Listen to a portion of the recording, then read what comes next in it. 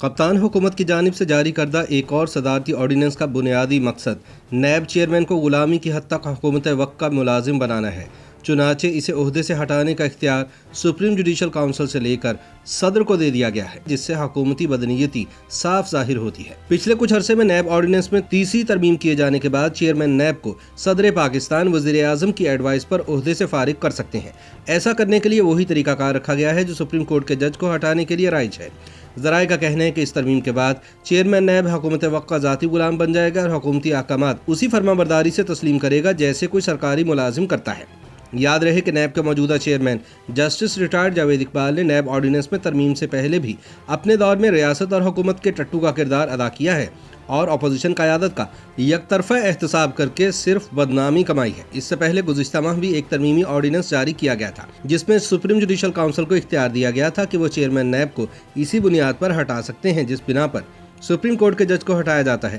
تاہم ایک ماہ بعد ہی جاری ہونے والے ایک نئے آرڈیننس میں صدر مملکت کو اختیار دیا گیا ہے کہ وہ چیئرمین نیب کو ہٹا سکتے ہیں۔ آئین کے مطابق دیکھا جائے تو صدر پاکستان وزیر اعظم کی ایڈوائس پر ہی کام کرتے ہیں، لہٰذا اب عملاً وزیر اعظم خود چیئرمین نیب کو ہٹا سکتے ہیں۔ نئے صدارتی آرڈیننس کے ذریعے حکومت نے دھوکہ دہی اور فراڈ کے مقدمات کی تفتیش کا اختیار بھی واپس نیب کو دے دیا ہے۔ اب نیب عدالتیں 6 اکتوبر سے پہلے کے فراڈ کے تمام مقدمات سن سکیں گے۔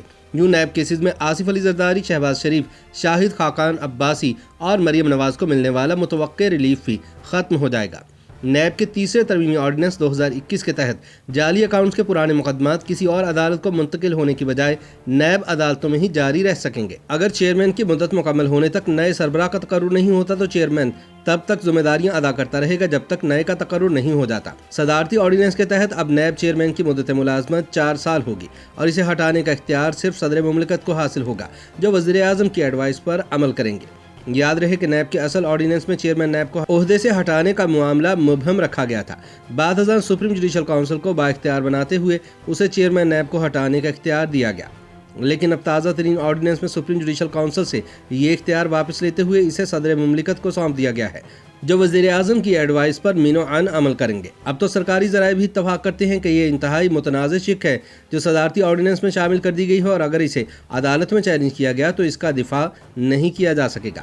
پہلے ہی ایسی قانونی شق کی عدم موجودگی میں چیئرمین نیب کا عہدہ کئی برسوں سے تنقید کی زد میں رہا ہے کیونکہ ادارے کی توجہ صرف اپوزیشن قیادت کے احتساب پر ہی مرکوز رہتی ہے۔ اسی وجہ سے نہ صرف سیاسی جماعتیں بلکہ سپریم کورٹ نے بھی کئی مرتبہ نیب کے کردار پر تنقید کی ہے۔